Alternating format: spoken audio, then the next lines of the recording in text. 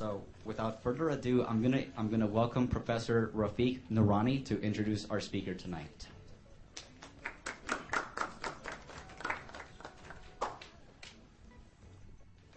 Thank you, Ray, and thank you, everybody. I'm Professor Rafiq Noorani of Mechanical Engineering, and I've been working in the department for about 25 years. And Mel joined the department about 15, 20 years ago, and since then we have been working together for a long time. We really work very closely. We have written proposal to NSF and got several NSF grants. We have worked on industry projects. We have published a lot of papers together, especially on design of experiment. He's very good at it. And then when I started working on rapid prototyping, many of you know me as a 3D printing professor because I developed the technology at Loyola Marymount. And I also wrote the first textbook from North America on rapid prototyping. And when I was struggling to write my book, I went to Mendelson. I had to write a chapter on materials of rapid prototyping, but I'm not very good at material science. He's the professor of material science. And when he listened to me, he immediately accepted the challenge and wrote chapter 6 of my book. And I just wanted to tell you that in my book, I've written here, I'm also thankful to Dr. Mendelson of the department with whom I have worked on many university and industry projects on rapid prototyping and design of experiment. Dr. Mendelson also wrote chapter 6 of this book. And so you understand the relationship between Mendelson and me. And while I was working with him on projects, I realized something about him. He has a tremendous communication skill. We all know English. I know English from the day I was born, basically. My father used to teach me English. And yet, my English is different from yours, and yours is different from Mendelson. Anytime I have to write a serious article or paper or proposal, I go to Mendelson. And he says, okay, Rafiq, sir, let me take my red pen. And he will edit it, and you won't believe this thing. It looks so beautiful after that. And I think, why didn't I think like that? But he has that uncanny intelligence of taking a complex idea and write it in a very simple, beautiful way. So then once I understood his talent, I told him that you need to write a book yourself. And God help us. In 2002, he and I got the first NSF grant on MEMS and nanotechnology from NSF. We developed a class, we taught the class together, and the Dean of Engineering was able to get money from Air Force. We have a $2 million equipment in the science of engineering. But after I taught the class, I kind of withdrew myself a little bit, but he kept working on MEMS and nanotechnology. And I'm sure he's going to come and tell you about MEMS. MEMS and nanotechnology are about small things. MEMS is about 10 to the minus 6 micrometer. Like our human hair, its size is 50 to 150 micron. You can see it with your human eyes, but when it goes to nano, you can't see anything. You have to put under. And he deals with those particles. You understand? So I'm going to leave it to him. I'm here, and I'm very honored and privileged to introduce my colleague and friend and author. And even when he was writing the book, and I'm always pushing him. I said, Mendelson, look at me. I struggled, spent 5 years of my life. It is your time. And he said, yeah, I think before I retire, I'm going to write a book. And even when things are ready, you are struggling getting publication. I made the connection. I called my editor, Michael Slaughter of CRC. He was my editor when he was working for Oxford University. And Michael Slaughter took the proposal, and it is now a tremendous success. So you understand our relationship goes much deeper. So without spending too much time, I'm very happy and privileged to introduce my friend who is going to talk about his book and accomplishments.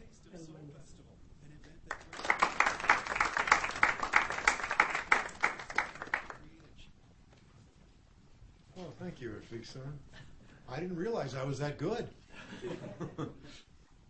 Okay, my friends. So I'd like to welcome you all to Pub Night. This is on our agenda. I normally like to walk around, but I've got this lectern here, and I've got this microphone, so it's going to inhibit me a little bit. It's okay. We'll do the best we can. Snacks and drinks for all, so please help yourself. Thank you, Dr. Narani, for your introduction. My presentation will last about 45 minutes or so. Okay, I've got a lot of slides. I probably will not get through them all, but we'll do the best we can. And there'll be a question and answer period after that, and we can mingle and talk. Okay. So, the British named their ships HMS. Okay, the Navy, for Her Majesty's ships. This is AMB. You know what AMB is? That's in my book. Okay. I'd like to thank a few people before we begin. First, I'd like to go back 10 years. My goodness, it's been 10 years. It's hard to believe. But in 2004, we were awarded a National Science Foundation grant that set the stage for this book, and it was called Nanotechnology Undergraduate Education.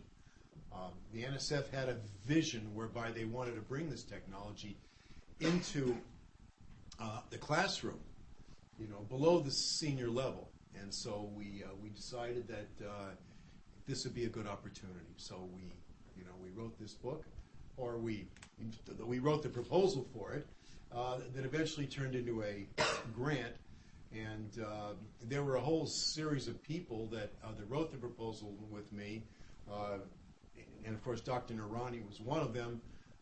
It was a multidisciplinary proposal of the physicists, chemists, the biologists, and the engineering faculty. Fortunately, we got the grant, and from there on, we received other grants from the Grace Foundation, Center for Teaching Excellence, and a lot of these ideas have been included in my book.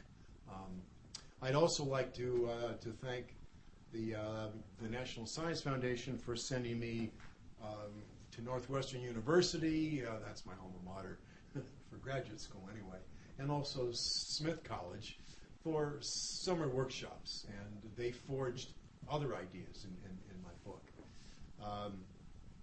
Also, I'd like to thank my art students. They took my artwork and they put it into Adobe Illustrator. Their names are James Clements, Jacob Riggle, and Annie Velicanis. Okay. Without them, I couldn't have published my illustrations and figures. Now, getting to the faculty reviewers. Again, the concepts in my book were fairly general. I had to make a decision. Do I make the book very broad or with a certain amount of depth? Okay. Well, I took a compromise. It kind of cuts in between breadth and depth.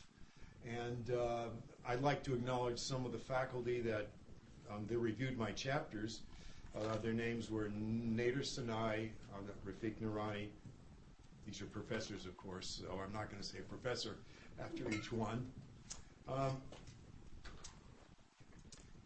James Rowe from chemistry, Jay Zhu from electrical engineering, John Ogren from physics, Youngjun Lee in microscopy, and Philip Malusky in ethics.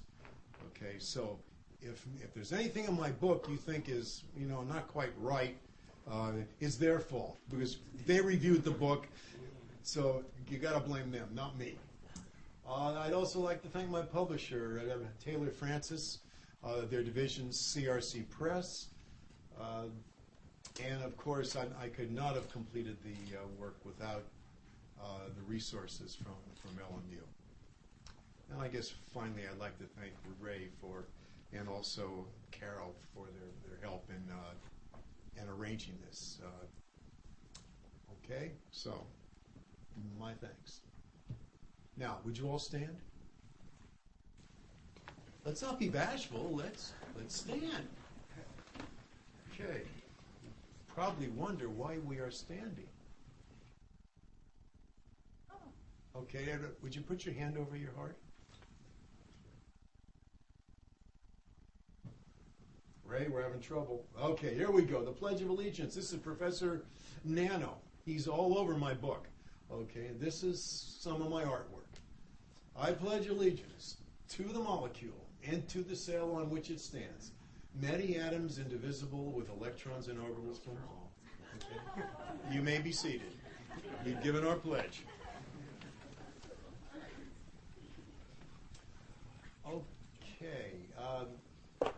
The level at which this textbook was written is about a sophomore level for science and engineering. It's also used for non-science and engineering. I've used it in my classes, not all of the chapters, just a few select chapters. And the idea behind the book was to emphasize concepts. Okay, the only book out at that time was this one here. This is Nanotechnology for Dummies. Okay, and it's not really a textbook. And I went through the book and I decided, you know, we need a book that emphasizes concepts and some kind of technology with a little bit of meat behind it. And so that's what got me started on this book. And I'd like to acknowledge Richard Feynman, who was a professor of physics at Caltech, and also Carl Wyman. They're both Nobel Prize winners. They got me started as far as concepts were concerned. In other words, their whole philosophy was, you know, if students can understand the concepts, keep the math at a minimum, they'll be able to visualize it. So there's a lot of illustrations in my book, and this goes back to the whole philosophy. You know, if you can see it, you know, of course with micro and nano, you can't see it. So what do?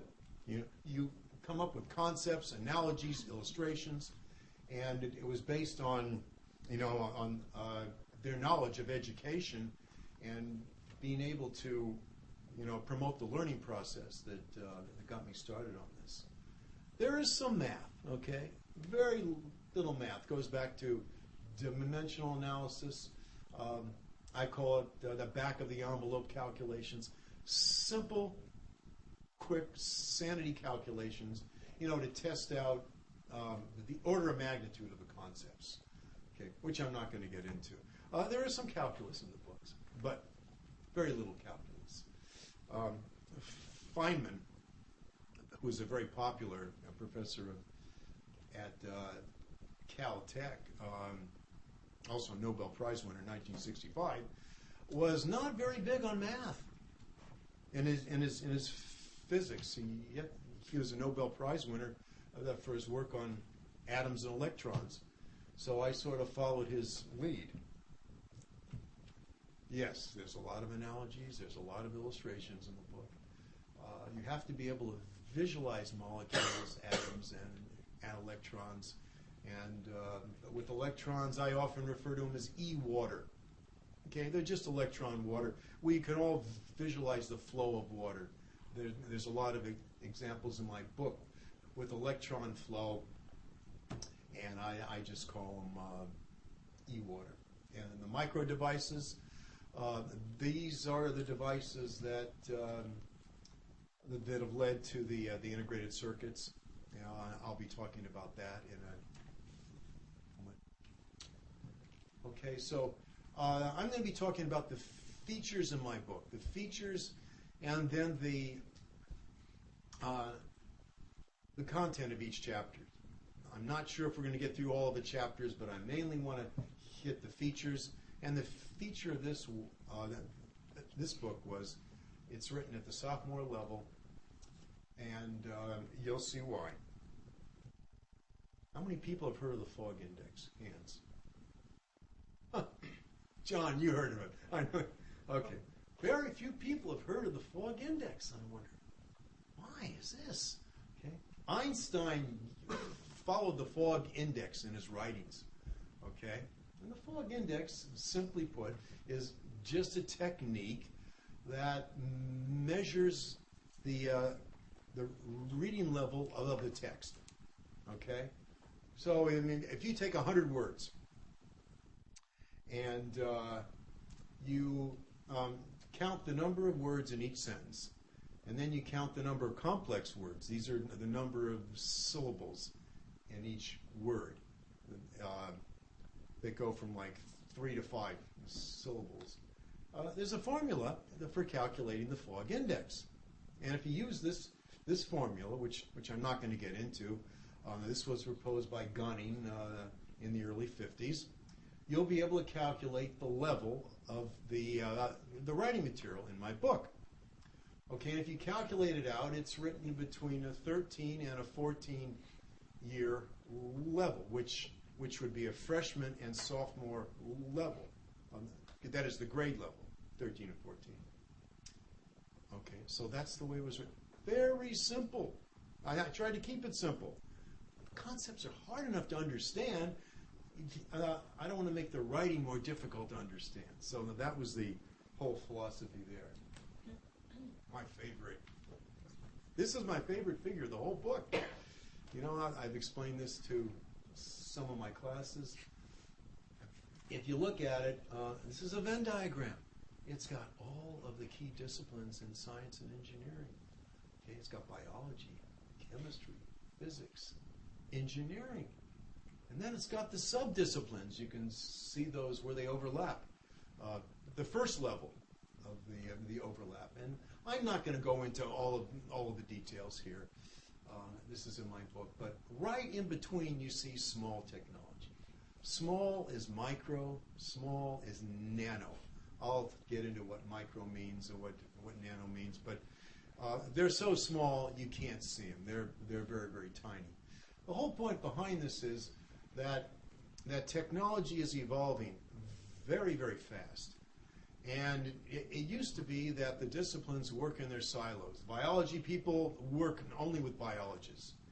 Chemists do the same. Well, there's been more of an interaction recently, with biology, which is good. Physics people, they're by themselves, and the engineers also. Things have changed in the last, I'd say, decade or two. Now the disciplines are beginning to merge, and this is one of the things that's led to the development of the integrated circuit that I'm going to be talking about. And with all of the new devices coming out in healthcare, it's because finally the engineers are getting together with the biologists and the chemists to put together these ideas. And so the whole point of my book was to be able to put these disciplines together. It's not easy. There are some people that read the book and they'll say, the biology chapter, it's a horrible chapter. It doesn't really get much into biology. Chemistry, got Tina in the back row, who's a chemist. You can read my book and say, my goodness, this isn't chemistry. And physics, the same thing with engineering. But you put it all together. That's the whole purpose of the book, okay? Yeah, now I've had courses in biology. I've had a lot of advanced chemistry, advanced physics, and advanced engineering. I wouldn't say that I'm an expert in any of these, but you put them all together, that's the purpose of my book, okay? One of the features in my book was to discuss the applications of micro and nano. And so what I tried to do, we're going to have trouble with this slide. I know we're going to have trouble with it, Ray. Okay, there we go. There's health and longevity. So in the chapter, I discussed the 6 areas of application that micro and nanotechnology will lead to. And, of course, health and longevity. There's a whole series of items there that deal with, with the human body, that deal with, with implants, sensors, and all kinds of actuators that are coming online. Electronics and information technology. This is the hottest area. This is where the disciplines have really come together. And of course, you're bearing the fruits of that technology right now with a lot of the devices you have. And I got news for you. They're getting smaller. Okay? I'll get into that in a moment. On the energy field, this is big. At the end of this century, we're going to run out of oil. That's what the experts tell me. So what are we going to do? Well, we're hoping that under the nanotechnology, we'll be able to lead the way into that. And that's how the technology was sold to Congress in 2000 with the nanotechnology initiative. And of course, it's continuing. Agriculture. In another, say, maybe 30 years or so, the population on planet Earth will reach around 8 billion people. Okay, you got to feed these people. How are you going to do it? Okay, there's crop yields. There's a whole bunch of items that can deal with just being able to feed the population. That's a big one. Water and the environment. Okay, somewhere along the line, you have to purify the water. You have to desalinate it. You've got environmental changes that we're going through right now with carbon dioxide in the environment and methane. Nanotechnology hopefully is going to be able to solve those problems. And transportation and security, these are big. Because a lot of the technology in nano and micro goes back to sensors. And this will help TSA in airport security. And so you can expect huge benefits there in the future. Oops, looks like we got a problem here with these. So I'm just going to scan through all of it. If you can bear with me. Yeah, I know. I used animation and I got it. The only problem is it keeps reappearing. There we go. Okay. The next feature is the education of the whole person. This is one of the missions of the university goes back to the Jesuit philosophy. I might say the whole person in science and engineering. Okay, because it's a blend of chemistry, molecular biology, biomedicine, physics, engineering. The engineering breaks down into computers, electronics, micro-electromechanical systems, microscopy, and guess what? There's ethics. Okay, to educate a person in science without teaching them ethics is like educating a menace to society. That's what Teddy Roosevelt said way back when he was president. Okay. So there are very few books in nanotechnology that even talk about ethics. Okay, maybe 1 or 2 pages. There's a whole chapter in my book on that. Risks. There's a lot of risks. There's good risks and there's bad risks. So I'll be getting into that shortly. And also the future the predictions in my book. There's so much that involves the future. So how do we predict the future? Well, I'll be getting into that, but I'll give you an idea. I went back 100 years and I said, let's compare what the technology was 100 years in the past. You know, if we're going to make predictions in the future.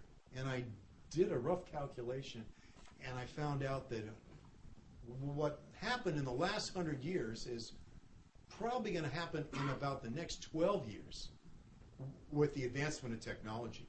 I mean, it's moving at a rapid pace. Okay, here we go. The 3 worlds, and at the bottom of the page. The macro world, the micro world, and the nano world. These are the scales. And if you take a person at the all the way to the right, you know, a little more than 1 meter tall, and you go ahead and you reduce that person 1,000 times, you're down to the millimeter range. The person's reduced to an ant. And if you take that ant and you go ahead and reduce them 1,000 more times, you are in the red blood cell range. That's the micro range. And if you take that red blood cell and you reduce it 1,000 more times, then you're in the nano world, okay? The world of the DNA molecule. The transistor now in your computers is now in the nano range. It's been there for, the last decade. Things are happening fast, and if you go all the way to the end, of course, you've got the hydrogen molecule, which is, about one nanometer in size or so, approximately. And then I'm not going to get into the various molecules like the nanotube, the buckyballs, the quantum dots. This gets into the technology quite a bit, and the purpose of this talk is to give an overview, and not to get into the deep technology. Okay, we're down to the DNA. We talked about DNA. The diameter of the DNA molecule is, around 2 nanometers, and the spacing between the base pairs is about 1/3 of a nanometer. It's small, so that's why in my book I talk quite a bit about the nucleic acids, because they are in the nano range. For other people that want to talk about electronics, they might be able to visualize it in terms of silicon atoms. If you take 5 silicon atoms that are stacked side by side, well, that's about a nanometer in size. Okay, the transistors you have in your electronic devices, in your computers now, are somewhere in the range of around 22 nanometers. Very, very small, my friends. Okay. Also, I'd like to feature some history by Professor Feynman, Caltech professor of physics, like I said before. His whole idea was give students a visualization of the concepts, and they will learn it. You can emphasize the math, but in most cases, they're not going to learn the concepts. Okay, so what Feynman did, was win a Nobel Prize, like I said, in the mid-'60s. But nobody remembers him from his Nobel Prize. What people remember from him is something he wrote when he was at Caltech, and that was published. He didn't consider it very important. Well, it turned out that it made him the grandfather of nanotechnology. He wrote this article. It's called, At the Bottom, There's Plenty of Room at the Bottom. Okay, so what was Feynman talking about? The bottom was under the atomistic level, okay, the nano level. And the article was published in the Caltech Engineering Science magazine. It also, a little bit later, was published in one of the physics magazines, 1960. This goes back, about 55 years ago. Long time ago. Okay, this is what he said. I want to talk about manipulating and controlling little things on a small scale. As soon as I mention this, people tell me about miniaturization and how far it has progressed today. This is 1960. In the year 2000, when they look back at this age, they will wonder why it took so long to move in this direction. He obviously was trying to encourage scientists and engineers to begin to think at the small level, which at that time they weren't, except for the theoretical physicists. Okay. Then he said, why can't we write 24 volumes of the Encyclopedia Britannica on the head of a pin? Okay.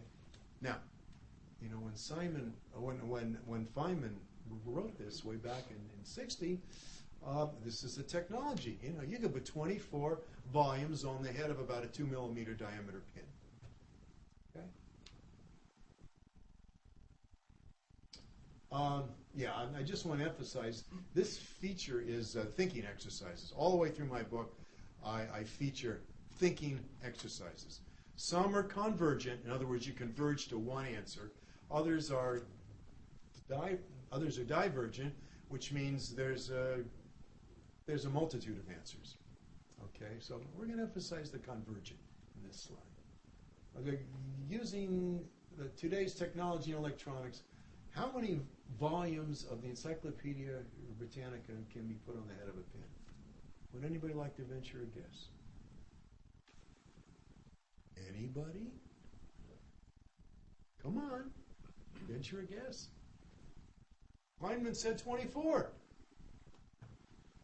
Well, my friends, I'll put you out of your misery. It's close to 1 million. Okay, that's how far the technology has advanced in microelectronics in the last 55 years. So Feynman was wrong, although if you read his article, he was right about a lot of things.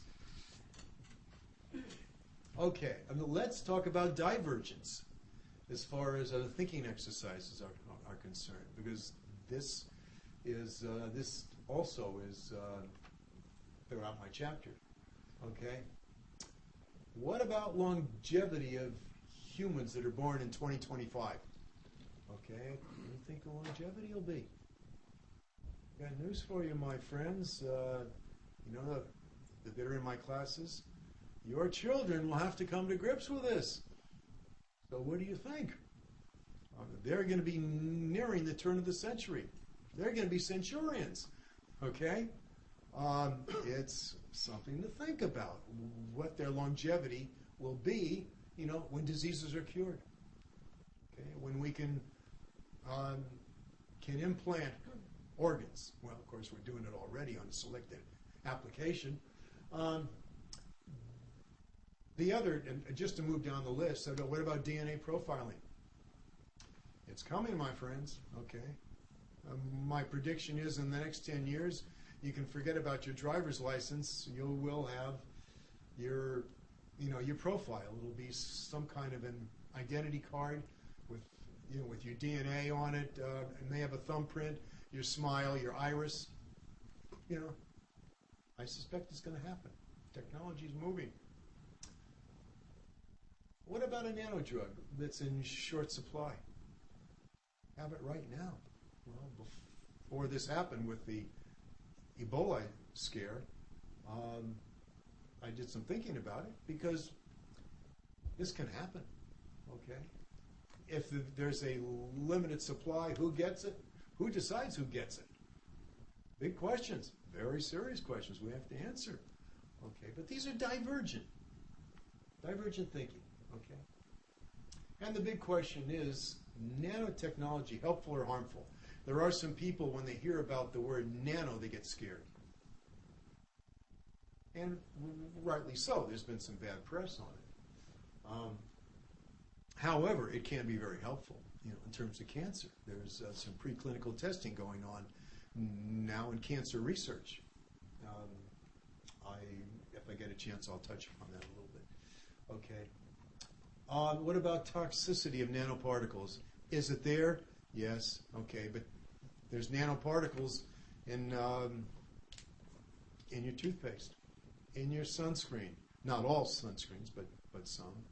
There's over 800 consumer products now that use nanotechnology.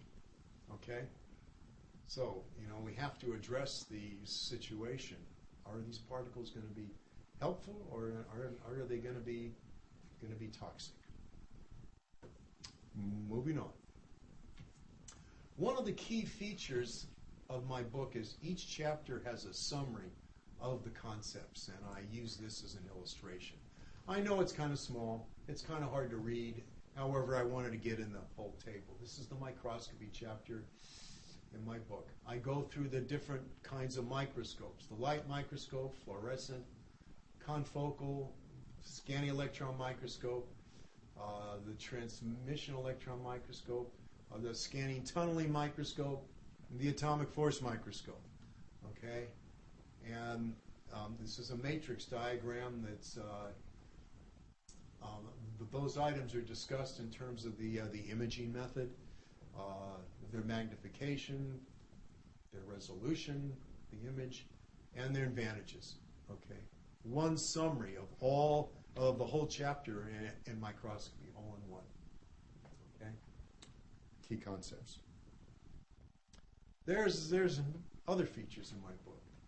There's an appendix on math and formulas for people to review. there's a glossary of terms because there are a multitude of terms that cross all disciplines. There's a 35 to 50 citations at the end of each chapter. There's group learning guidelines because there are group learning questions. And the students have to get together. They have to know how to work together. Okay? There's assessment of learning. The last 5 questions of each chapter gets into the assessment of learning. And that's up to the instructor to use, whatever assessment method they desire. Okay, this came out of the Center for Teaching Excellence.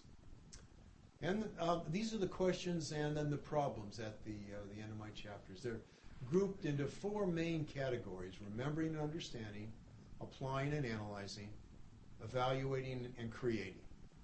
Okay, and then I added another category, group learning, where the students get together in groups to answer questions. Now these are not by chance. The first 3, the remembering, understanding, applying, analyzing, evaluating, and creating. Oops. These come from Bloom's Technology. I'm sorry, taxonomy. This is taxonomy, my friends. The new version.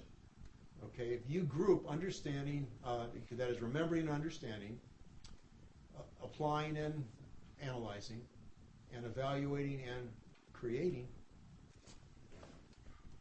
these are the way the chapters are categorized with the questions and the problems that I ask. So they go up the pinnacle of the Bloom's taxonomy triangle. Okay. Let's talk about other features. There's writing exercises, case studies mainly, where the students have to write 2 to 3 page papers on certain topics, and I've also brought these into my courses. There's also writing whereby I give a topic, and the student has to do some research. The research turns into an actual paper itself that runs a little bit longer, maybe 4 to 5 pages, okay, based on their research. Then there's history. I talk a bit about the evolution of technology. There's a lot of people that think that nanotechnology is new. It's the oldest technology, my friends. It goes all the way back to the Egyptians. I'm not going to elaborate on that, but if you want to read my book, it's all there. Feynman's room at the top, at the bottom. Sorry, at the bottom. I talk about the details that led Feynman to come up with that whole concept that led scientists to work in this area. And then there's applications which have led to the future predictions. Some say that it's sci-fi. But I might add, in many cases, what's happened in nanotechnology, the sci-fi has actually been the predecessor to the technology. Because scientists go ahead and use this. They go to the movies, let's say, or they read a book and they say, you know what? I read this or I saw it somewhere. Maybe this is possible. Okay, so they start to think about that. So it's kind of a technology push. And then scientists will do the rest to fill in the blanks. I think this has been a huge subject that's been overlooked. And if you go to the movies, there's been a lot of hype as far as nanotechnology is concerned, and also microtechnology. I do a little storytelling in the book. I wish I could do more, but as far as this presentation goes, I'm going to talk about the Silicon Boys in a few moments, because that's an interesting story. There is some subtle humor in my book, and there are some cartoons. In fact, when I was in high school, I wanted to be an artist, so I had a chance to create some cartoons, and then the art students that helped me in Adobe Illustrator did the rest. So without any further ado, let's talk about some subtle humor. These are atoms that are stacked. Okay, solid atoms that are stacked. Who cares about solid atoms? This is an illustration of Dunlap's disease. Does anybody know what Dunlap's disease is? Okay, well, Dunlap's disease is when the tummy Dunlaps the belt. Okay? You see this in some people. Okay? Well, I use this illustration, you know, this humorous illustration to illustrate. Suppose we take a plane, AA, and we shear off the top level of some atoms. Okay? Now, if this were a liquid, the atom reconstruction or the molecular reconstruction would go inward because of surface tension. Okay? But this is a solid. So what happens? The opposite happens in a solid. Okay? You take off the top layer, and there's the atom reconstruction, but the atoms move outward. That's the relaxation of it in a solid. Okay? Well, this is like taking a girdle, or it's like taking a belt, and you remove the belt or the girdle. So what happens? The tummy moves outward. Okay? That's Dunlap's disease without a belt. That's the best way I could explain it. Oh, my cartoon, the top down. Believe it or not, this is the way that your electronic devices are created. Okay, it's a top-down technology, just like what a sculptor would do, forging out the word nano. Okay, now there's a lot of waste that's created, and that's one of the big problems with this whole technology. It creates a lot of waste. Okay, which costs a lot of money. It's also toxic waste, so you've got to eliminate it. There's, environmental factors. But right now, this is the way it's done. But it's reached the point, if you see the 32 nanometers, that's come down since this figure was made. It's now down to 22 nanometers. And as it keeps going down, gets smaller and smaller, what's happening is people are starting to think, hey, why work from the top down? Let's work from the bottom up. Okay? This is what Feynman wanted. Okay? Where you go ahead and deposit one atom at a time. You create the base of the N, and the atoms keep depositing, and then you build up the N, the one atom at a time. And it's kind of the way the human body is developed, one molecule at a time, in order to build our cells, which develop into tissues, which develop into organ systems, and then our whole body. Okay. However, this is a slower process. Okay, and it's a little more expensive right now. But as the size of the transistors, the resistors, and the capacitors in your devices shrink, now people are going to think, hey, we have to keep up with Moore's law. Talk about Moore's law shortly, but this is where the technology will be going in the next generation of the technology. My friends, the Silicon Boys. There are many people that say the most important device or the most important technology that the mankind created was the printing press, the Gutenberg printing press. There are people very currently that say, no, that's the Internet. The Internet absolutely is the best for disseminating technology and all that. Okay? The technology behind the Internet, the technology behind your electronic devices, the technology behind all of our consumer products that we use, the integrated circuit. Okay? This was developed by the Silicon Boys. They put Silicon Valley on the map. There's a long history of how the transistor was developed at Bell Labs. It came to Palo Alto with Shockley, who was one of the inventors of the transistor. And then the two people that worked at Shockley, this is in the middle, That's Bob Noyce. He's the one that actually developed the first integrated circuit in 1958. Gordon Moore, on his right, was the one that came up with Moore's Law. I haven't told you what Moore's Law is. Maybe some people are familiar with it, but what's happened is that they worked with Shockley in his new company, but Shockley wanted to continue the research based on germanium. That's also a semiconductor. Okay, what Noyce and Moore decided was that no, that's not the way to go. It's too expensive with germanium. We need to work with something that's a lot cheaper. It's more plentiful, and so they decided to work with silicon. They formed a new company called Fairchild Semiconductor. When I was your age, I joined the company. Had I stayed with Fairchild, I probably would have been a multi-millionaire by now.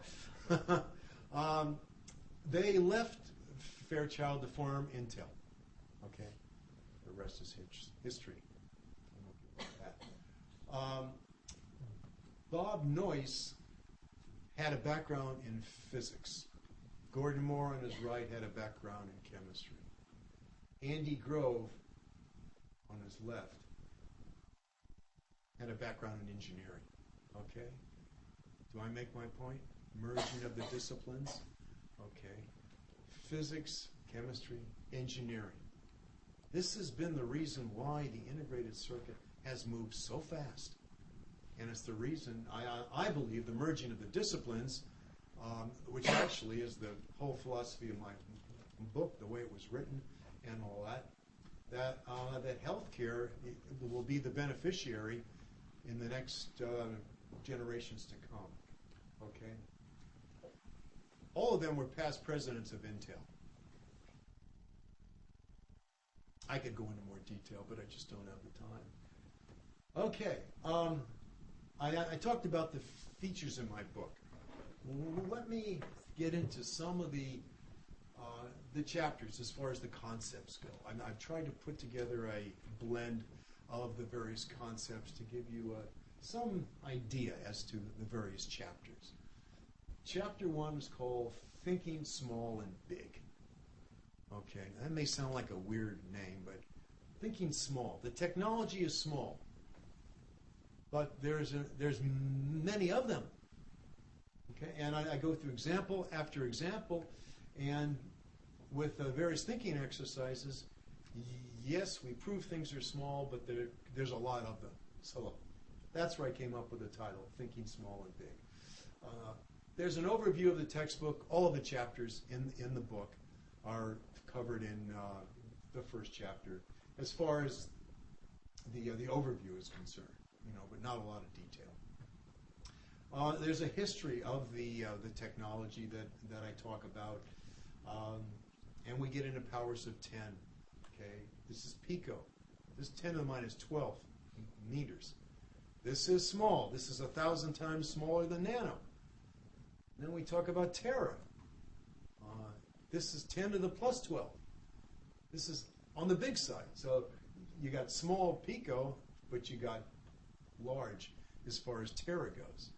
Okay, the transistors in your handheld devices and computers are small, but there's a lot of them. Okay, it's approaching the tera regime in numbers.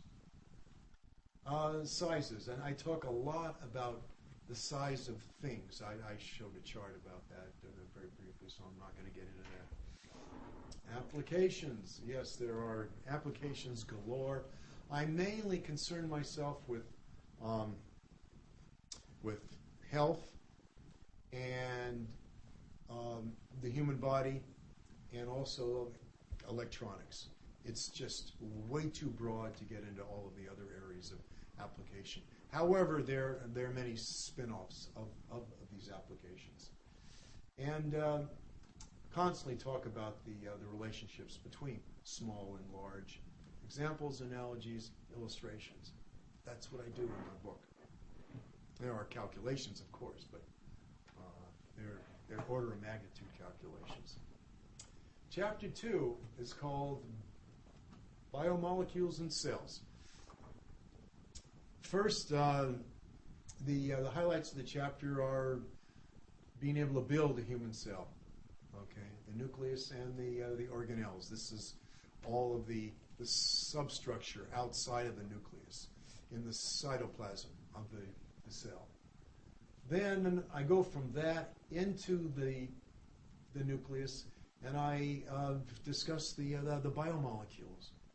Okay, what are the biomolecules? Carbohydrates, the phospholipids that form the membrane, our cell membranes, the molecular motors in the mitochondria of our cells. This is what gives us energy. Then I go to the nucleic acids, RNA, that is DNA and RNA. And from that, I talk about proteins and the protein structures. I move on to genetic variation. This is mutations. And finally, I end up with analysis of the DNA molecule.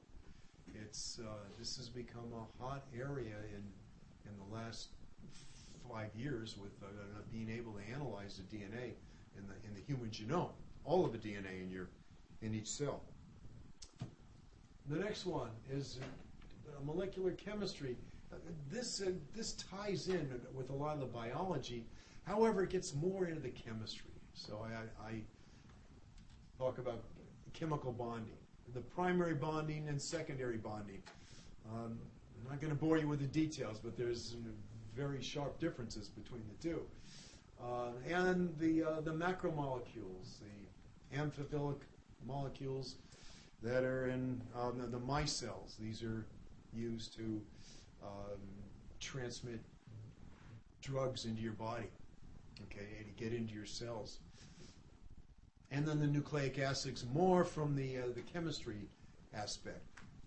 And then, as far as proteins go, the same thing, and how they're built up with amino acids and the structure of amino acids. I get into polymers, and I discuss. These are long chain molecules like the dendrimers. They're used, to transfer this nanotechnology into the human cell. I talk about colloids, and I get into the solid nanomolecules. As you can see, this is more of a chemistry chapter where I discuss the structure of the buckyballs, nanotubes, quantum dots. I'm not going to get into the molecules themselves, but we go into great detail into how they're bonded and their structure. Chapter 4 I call Bit of Physics. Okay. Several things in this chapter get into the physical laws that are based on size, and I'll get into that in just a moment, because the laws of physics change as you change the size. So as we go down in size, it's not the same law that you might expect with universal law of gravitation. Things do change. I get into surface tension and surface area to volume ratio, because as the size goes down, the surface area to volume ratio goes way up. And this creates the nanomolecules, but it can create some problems. Okay. Then I get into quantum mechanics, the whole area, a little bit of history as to how the technology came about. Way back in the age of the Egyptians, they used nanoparticles, but they didn't know any science behind them, so this whole chapter gets into the science behind them. I talk about the energy levels in atoms and also chemical bonding. In order to be able to understand this, we have to be able to understand the energistics behind the atoms and the electrons, how they're put together. I don't bring this into a lot of my classes because it's at a little higher level than the class. So we talk about bonding in diamond, graphite, the fullerenes, and also graphene. They're all based on carbon atoms, all of them. And quantum confinement.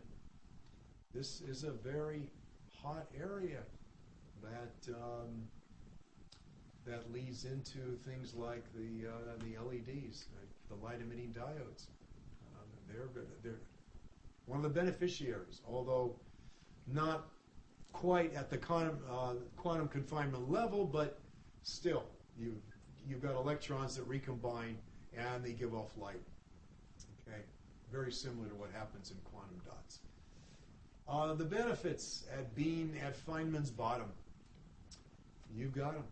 Transistors, light-emitting diodes, like I said, color sensors, the nanotubes, graphene.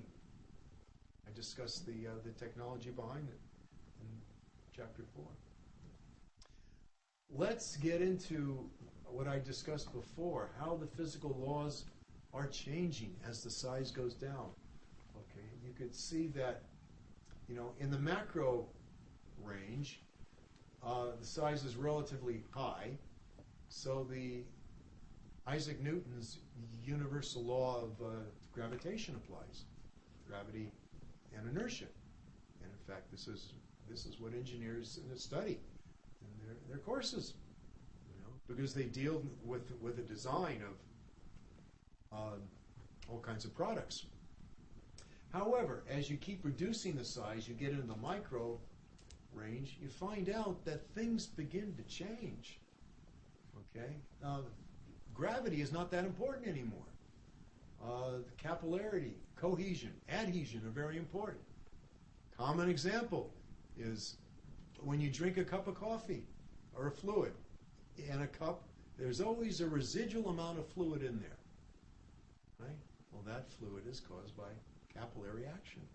The molecules cling to the container themselves, and it's very interesting because capillarity, cohesion, and adhesion go all the way down into the nano range. They're even in the macro range. But once you get finer and finer particles, you find out that, in fact, gravity plays almost no role at all because the mass is so small. Okay, you don't have the gravitational attraction that you do, like, with our solar system between the planets. Then we get into the nano range, going into the pico range, and that's all quantum effects. The weird effects that the physicists talked about over the last century. Okay, so these are the different laws that accompany the size effects. And so I discussed that in this chapter. And this just gives you an idea. This is a visual illustration.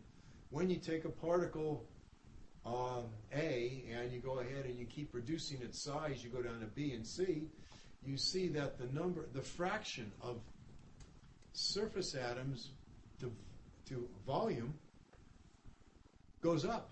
In other words, there's a higher fraction of surface atoms as the size goes down, and you reach a point where there's only surface atoms. That's number C. Okay. Well, there's a lot of dangling bonds on the surface, and they want to bond to anything. So their surfaces are very highly reactive. And that's one of the things about this technology that makes it so special. Okay, next, Chapter 5 deals with engineering bits and bytes. It gets into the electronics on a chip. The resistors, capacitors, transistors that I talked about. We get into the analogies that they have in certain things like our circulatory system, the neuron signaling in our body. Okay, the way that the memory works. Okay, this is neuron signaling. And also you can extrapolate that to one other thing, Alzheimer's disease. Okay? There's other items. I'd like to talk more about that, but unfortunately I think I'm going to move on. The integrated circuits. Okay? We have integrated circuits that many scientists claim that the development of the integrated circuit was the greatest advancement in humankind because of the number of products and the number of new technologies that have originated from them. It's all from electronics. Okay, you can credit Bob Noyce for that back in 1958 and his cohorts. And then there's Moore's Law. Moore in 1965 predicted the trend in microelectronics as to the number of transistors on a chip, how they would increase with time, and that has held fairly constant for, oh my goodness, 45, 55 years. And now people are at the point, within the next 10 years, that they're asking themselves the question, actually it's probably more like in the next 5 years, what's going to happen to Moore's Law? Will there be the end to Moore's Law? In other words, it won't continue on? Well, we suspect nanotechnology hopefully will begin to take over as the sizes get smaller and smaller. And then in this chapter, I get into electrical memory that's in RAM and magnetic memory and your hard disks. All that has come about through nano and microtechnology. This is an integrated circuit. On your left you see a wafer. On the wafer you see a little tiny chip. All the chips are processed in about one wafer. There's all kinds of electrical designs that are put on a chip. It's what Gutenberg did with the printing press, transferring ink onto paper. This is a chemical process that's used to transfer resistors and transistors and capacitors on a chip in the form of an integrated circuit that creates the chip. Chip is taken and it's put on a base with leads and all that. I'm not going to get into this technology, but basically this is what you can buy this off the shelf. If there's a chip that goes bad, you just go ahead and replace it with another one. Chapter 6, seeing small things. I've already spoken about this. There are many small things. I call them small things because the only way you can see them is with a microscope. So we start out with a light microscope, and then we keep working down smaller sizes. And we go down to the confocal microscope, scanning electron microscope, transmission, and then the scanning probe microscopes all the way down to the atomic force microscope.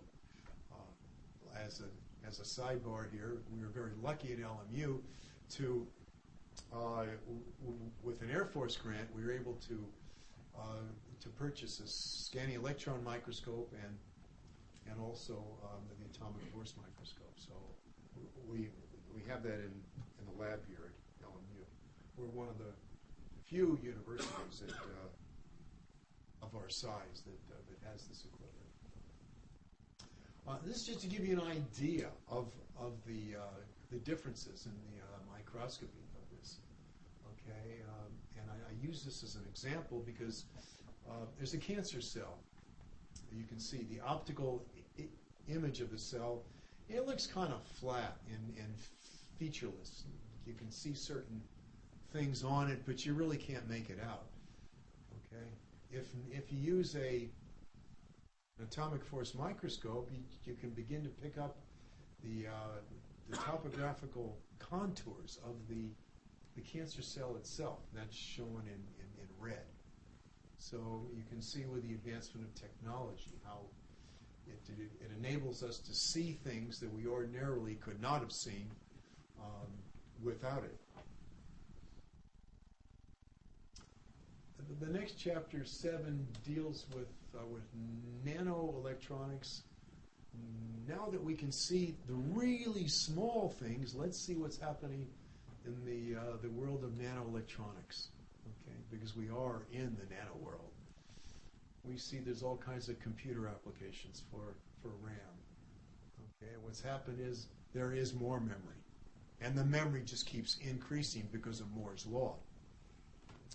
And the technology is getting faster. The ability to process bits is just getting faster and faster and faster. And the size is coming down. Not only the size of the integrated circuits on the chip, but the size of the devices themselves, handheld devices. And my prediction of the future is soon, in the next 20 years or so, we will be embedding these microchips in our heads. Well, it's being done right now in our wrists. The radio frequency identification, it's done. Okay, chip technology is there. It's just a matter of ethics as to how far we want to go with that. There's all kinds of ethical issues that I'm not going to get into right now. But I discussed the lithographic tools in order to make this happen. Okay, as I said, this is a transfer technology. Going back to Gutenberg, he transferred ink onto a sheet with basically a press, the Gutenberg press. But there's other ways to do it, through chemistry. And these are what I call lithographic tools, or commonly called photolithography. And I talk about the recent chip developments, what's happened in the last 5 years,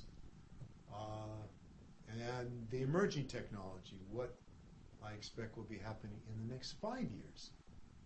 As it is right now, Intel has produced what's called the tri-gate transistor. It's the smallest transistor known right now. That's in production. It goes down to 22 nanometers. That's pretty small, my friends. And then the bottom-up technology. This is the next generation. I show here one concept. I call it the transistor of the future. We don't know. It could be. Okay. Basically, this is taking a nanotube and being able to transfer the electrons from source to drain. This is an off position you see on your left here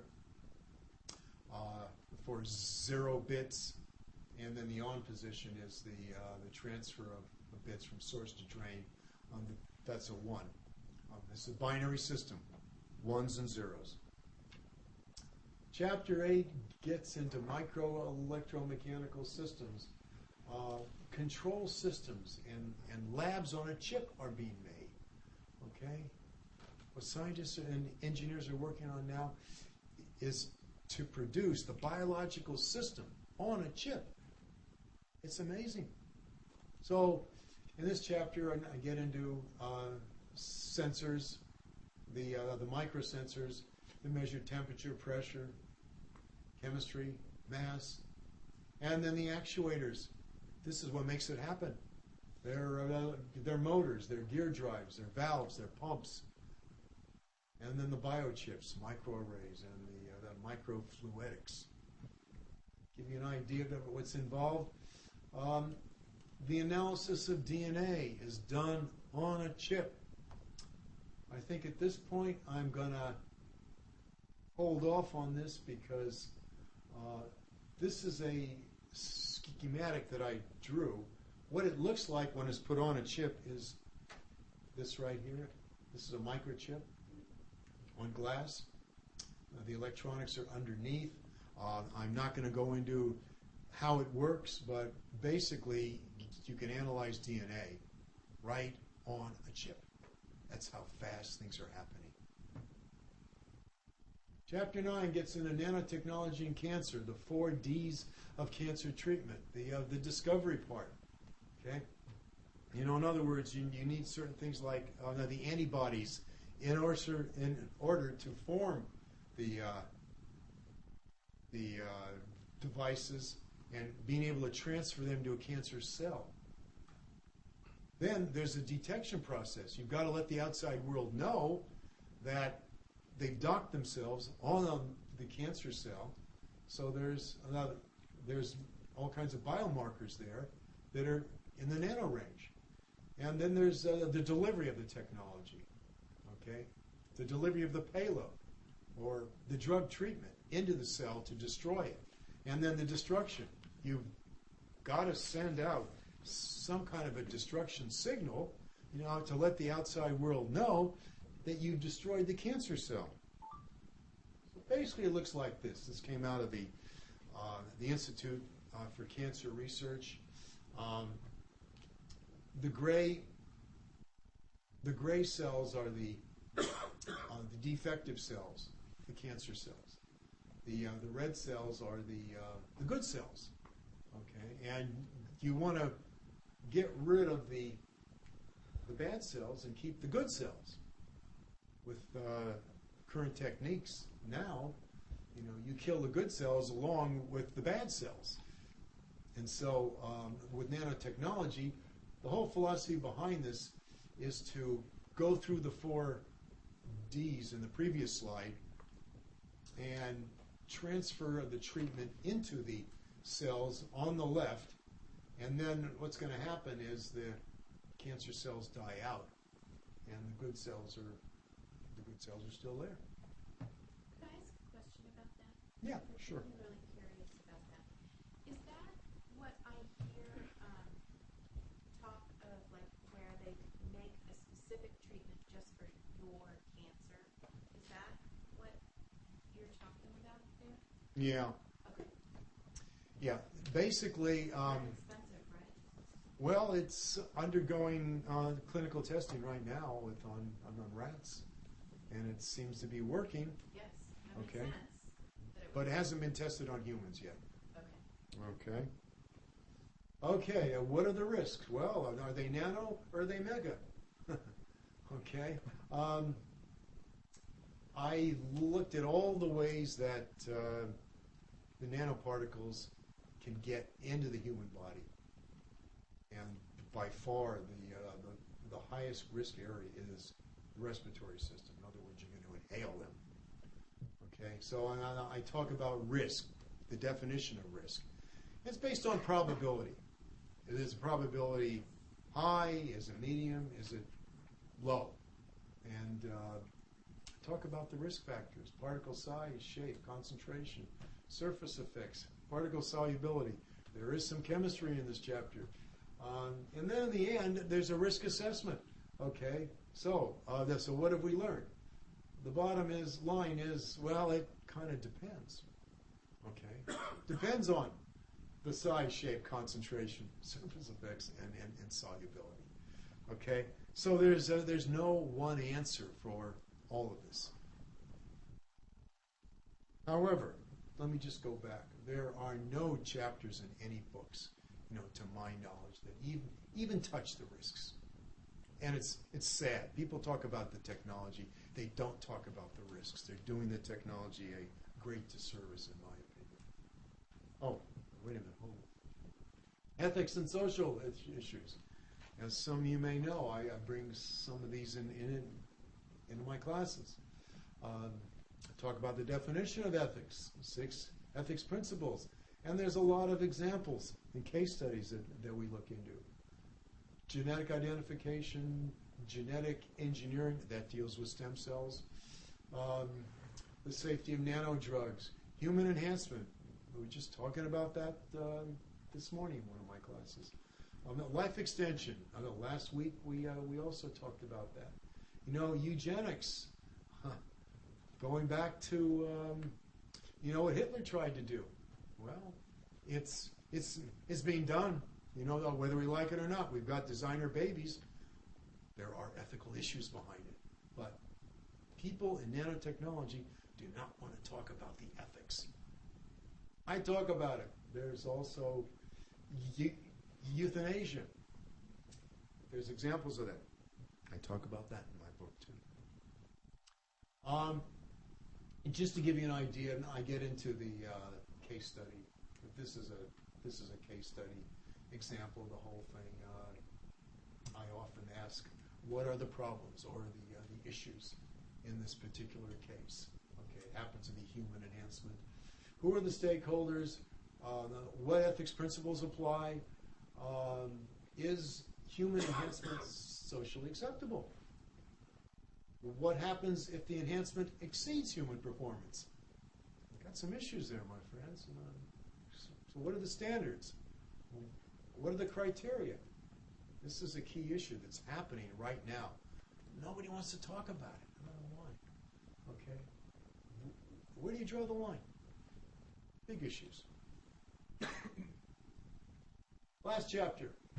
Chapter 12, Self-Assembled Future. What we are planning to, what we hope to do in the future is to have these molecules self-assemble themselves.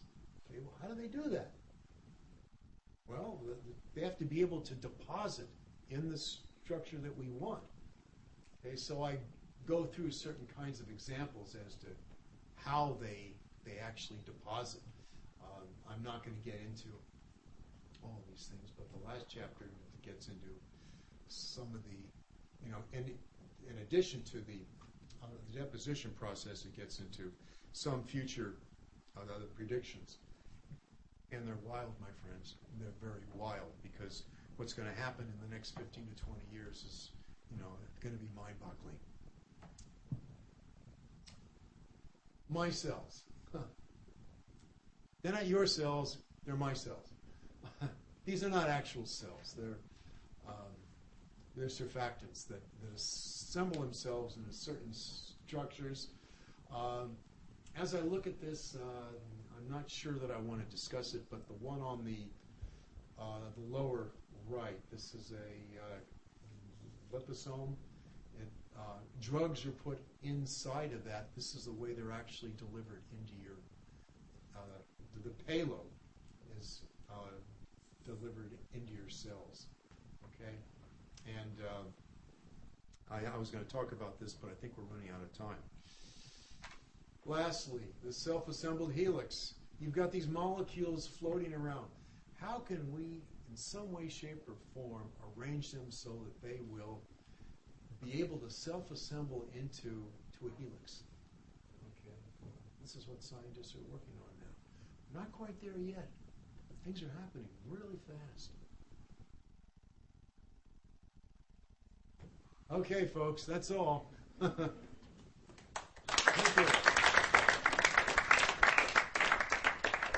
I knew I took a little bit of time. That's right. Can we please give Dr. Mendelson another round of applause, please? Let's see, do we have time for some questions? Rob? Yeah, we do. I was going to say, we do have time for a couple of questions for anybody who has them. Anybody? Don't be bashful, my friends. No questions? Yes, sir. Yes, Dave. How long did it take you to write your book?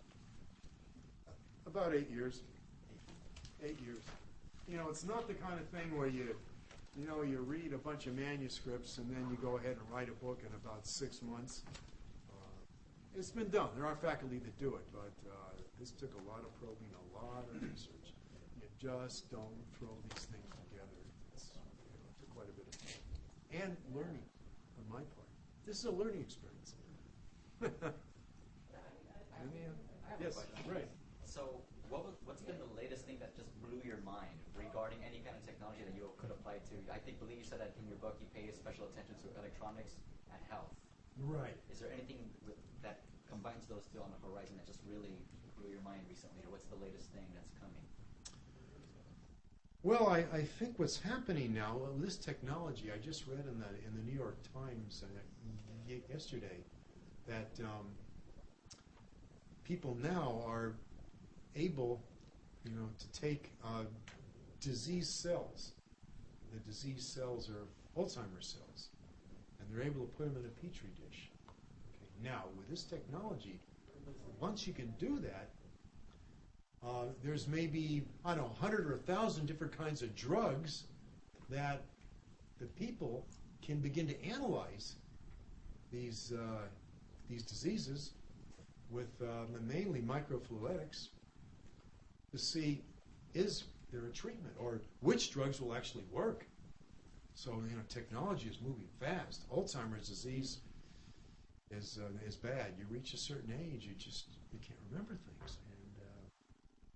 And I had a relative that died just, a matter of 6 months ago with Alzheimer's disease. and it's very common in older people. So, that kind of blew my mind. But these things are happening all the time. It's not just that. The question is, what's going to happen when all diseases are cured? Okay, so where do we go? But won't they just keep mutating? I mean, isn't there Excuse me? Won't the diseases keep mutating to keep just ahead of us? Certain ones could. Get your flu shots. Yeah. Okay. That's true. There's a lot of diseases to go around, my friends, and as Carol said, they keep mutating, and the flu shots will. They've got ingredients in there that will be able to basically kill off the viruses, and that's a big issue. It's a big area right there. But the problem is through bacteria, they mutate very quickly. And if they mutate so quickly that we can't keep up with them, this could be a pandemic. So, this hopefully science is going to save us. But it's going to be in the nanotechnology range. This is what the CDC is working on right now with the Ebola virus. More questions? Yes. Just regarding when you mentioned